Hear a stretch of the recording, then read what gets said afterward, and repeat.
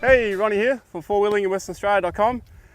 Welcome to episode 12 of Modified, where we share with you four-wheel drives that have been customised and accessorised for everyday use and four-wheel driving. Righto, let's get straight into the vehicle. Okay folks, I'll introduce you to the owner of this beautiful looking vehicle here. Anthony, how you going? Good, thanks Ronnie, how are you? Yeah, not too bad. Bloody hot, a lot of flies. Loving the flies today. Alright, do you want to tell our audience what vehicle this is and what the running gear is? Yep, this is my 2006 100 series Landcruiser. It's got a 1HD FTE motor, it's automatic, twin ARB diff locks. Cool, so locked and loaded. Yep, all ready to go. So this is the 100 series, not the 105? That's correct, yep. IFS suspension. Okay, so what is this set up for? Touring? Yeah, or? mainly set up for touring, yeah, just to get out of Perth, far away as I can go.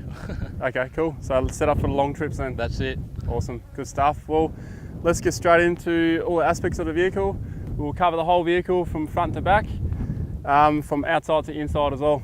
Let's get into it. Yep. Let's get into the bar work. Anthony, what do you got on the 100, mate? Running an ARB Deluxe winch bar on the front. What winch you got? Runva 11XP winch. 11 XP? Oh, yep, so 11,000 pound. 11,000 pounds. Yep, does the trick.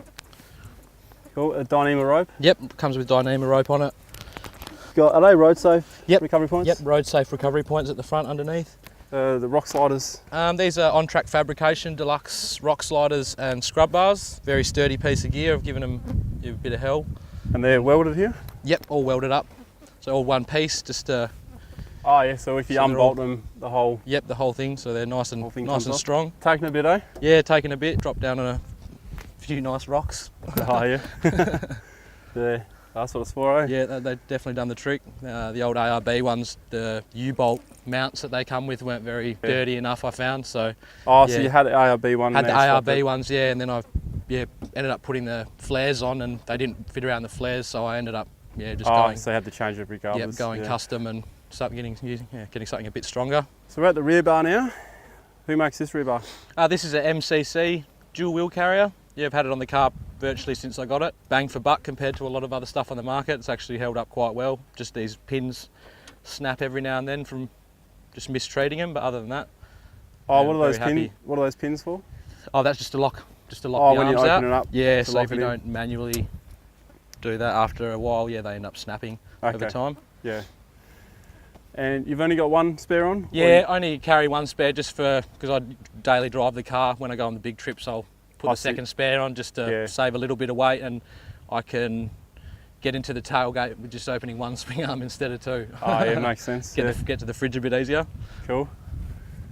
Run your restyle hitch. Yep, rear recovery point. The bottle opener up here, very important bit of kit. I like that. Any rear cameras on this? Yep, got the reverse camera up the top there.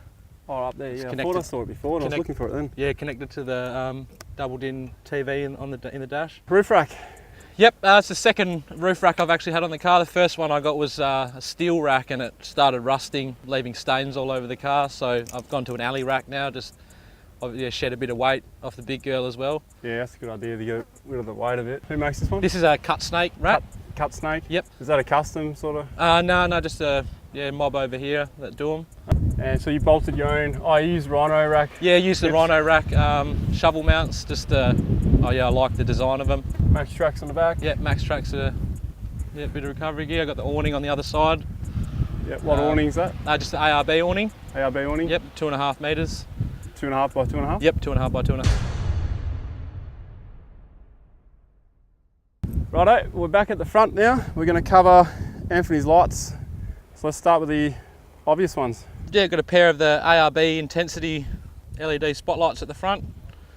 A 22-inch X-ray light bar mounted here. All the headlights have been converted to HID, LED park lights.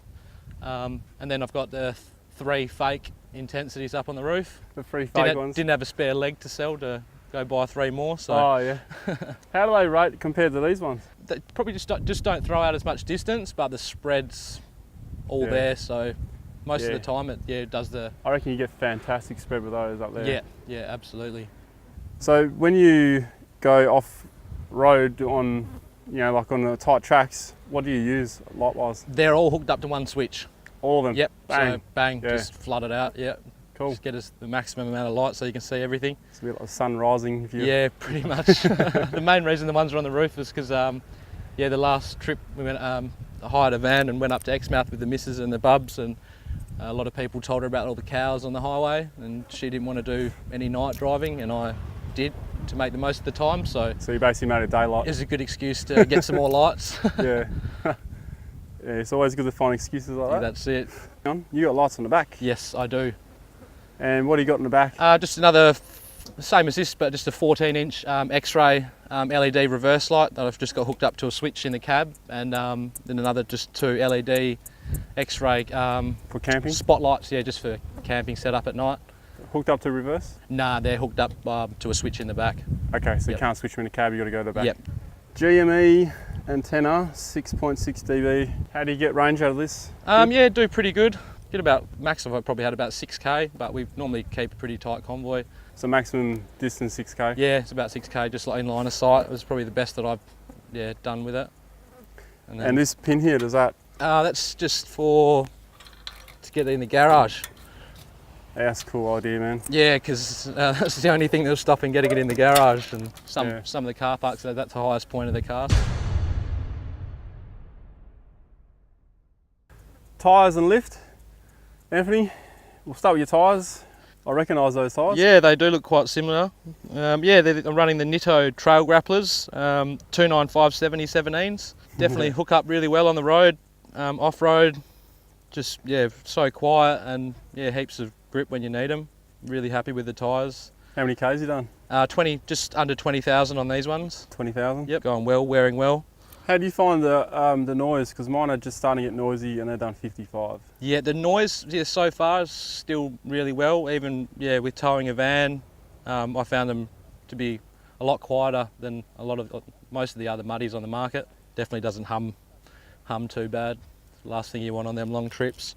Your rims, have you changed your offset? Yep, there's 0 offset wheels, front and rear. Brought them out a bit more because I put the flares on, and went to steel wheels because the alloy ones were getting scraped and bashed up pretty well.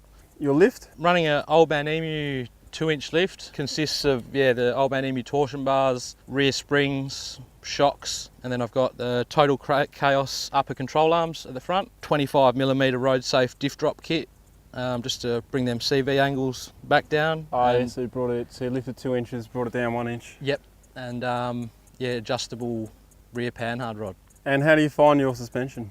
So maybe you were saying something about it. Yeah, the Old Man Emus, I'm not really happy with how they've been going in the car. I've had them in there for about 1.5 years, and the rear springs started to sag, and the shocks don't really seem to take up much anymore, so going to be time to switch them out soon. Probably get some Bilsteins in there. The shocks and springs, or just the springs? Yeah, shocks and springs. Shocks and springs. Just shocks and springs. Everything else is fine. Now we're going to look inside the bonnet or the hood. Whoa, bit of stuff's happened here. Yeah, she's running out of room at a rapid rate. Right, this is far from stock. So which one is your second battery? Second is that one over there. Okay, the one over where I am. The 1 HD FTEs come with twin batteries already in them. Do they? Yep. I didn't even know that. So you just got to get the isolator and off you go. So how do they run before you have the oscillator? Are they parallel? Yeah, that's not a very good setup. So basically, if one's empty, they'll just level out. Yeah. You got 2 fuel filters here. That's your factory. Factory aftermarket. And that's is that fuel manager? Yep, fuel manager. Yep. So how many microns is in your second one? That's a 30 micron one. Okay, and then this one here is just your 5 That's just or the something. factory. Yeah. Yep. That is a huge airbox. Yep, that's custom airbox made by On Track Fabrication. I've just put a Perspex lid on it so I can That's awesome. check the filter, make sure instead of undoing all the screws to check it, you can just have a look through the window and see what's going on, if it needs a clean or not. And you got a Safari snorkel? Yep, Safari snorkel. Plumbed up to the custom airbox. Uni filter on there? Yeah, just put the uni filter on for when we go on off-road, just to obviously keep that cleaner. Yep. And that is a 4-inch induction? Yeah, that's 4-inch reduced to 3 to the turbo. Okay. And what do you got there? Aeroflow. This is all custom. I've got the Safari intercooler Front mounted. Yep. I bought this second hand as a kit, and I think it was for a 1HZ, so I ended up having to custom redo all the intercooler piping. So I've just upgraded that to 2.5, all the way through, and all the way back. And what have we got over here? We've got the Taipan catch can, diff and gearbox breathers. And transfer case? And transfer case. So you got all these, well, we got air induction and all that. Obviously you need something like a chip to make it all worthwhile. Yep. So I understand you got the Q4? Yes, correct. Yep, got the running the Q4. With the 5-map select. Made a massive difference, and still more to come. Yeah, cool. So what kind of figures are you getting out of this now? It's just over 200 horsepower at the moment, and getting 580 newton meters. 580? Yep. At the rear wheels? Yep. Well, watching this thing go up the sand dunes was a piece of cake. Yeah. Yeah, very nice. Thank you. All right, let's move on to the back of the vehicle. Let's have a look in the rear.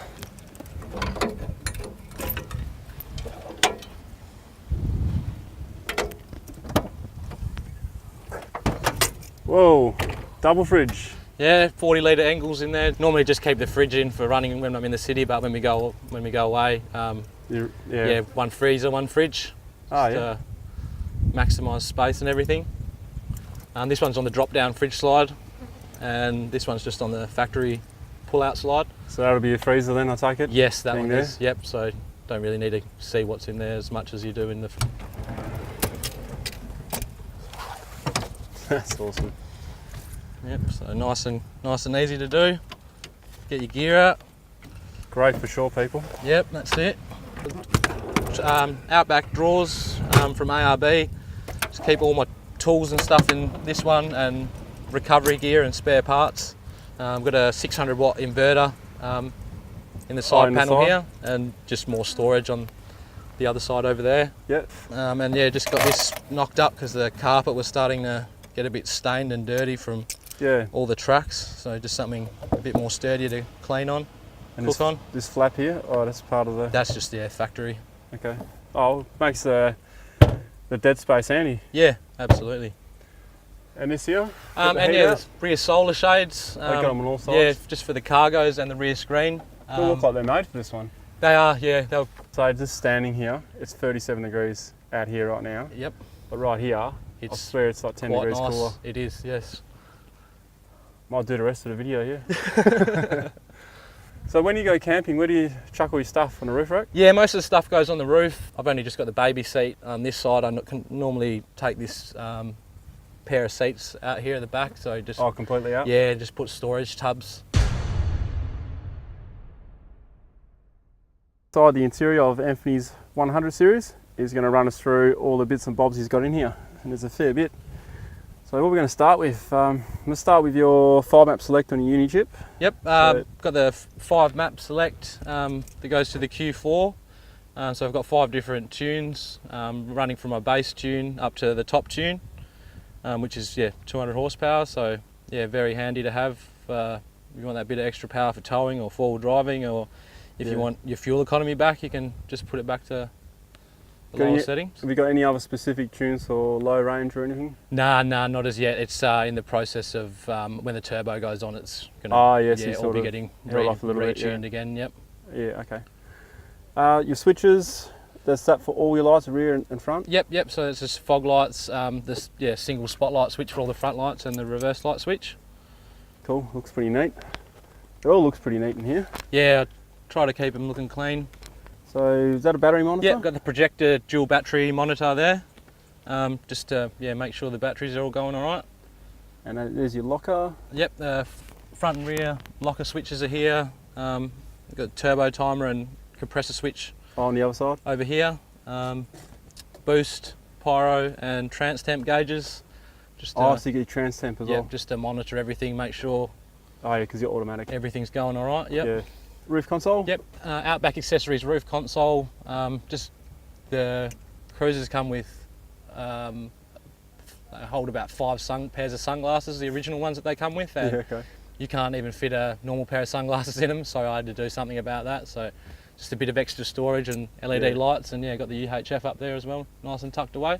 GME? Yep, GME, 80 channel. Okay. And your spare one? Yep, just a spare handheld for then, just for have to get out and guide anyone or anything like that. And what's this? That's just the trailer brake. Oh, the brake controller. Yep, for when you're towing. Just got a driver's Recaro. The other one's at home because my partner doesn't like sitting in them. Okay.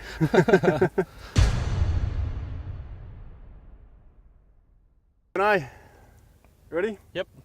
First question, what would be your top 3 modifications to someone who's just bought a stock 100 series? After drowning my last 4-wheel drive, snorkels since then been my number one modification for any 4-wheel drive. Snorkel? And after that, probably tyres and lift. Snorkel, tyres and lift? Yep. Cool. So what is your one thing that you must have with you when you go 4-wheeling? Recovery gear. Recovery gear. As we can see from Just behind us, just behind us, yes. Recovery Always gear. come prepared. There's actually a, what is that? A Pathfinder. A Pathfinder stuck on a beach behind us. Been there for a while actually. Yeah. Plenty of people around, so that's why we haven't stepped in yet. Lots of spectators. Yeah. So what made you purchase this particular make and model vehicle? I previously had a 105 series before this. So you had the 105? I had the 105 with the solid axle, but it was a 4.5 petrol, and I was getting about 300 to 350 k's out of both tanks, and yeah, was planning a big trip up to the Kimberley to do the Munger or the Walcott track, and I sat down and worked out the fuel bill, and I think it was just better for me to cut my losses there and just think ahead. So Fair enough. yeah, got the turbo diesel.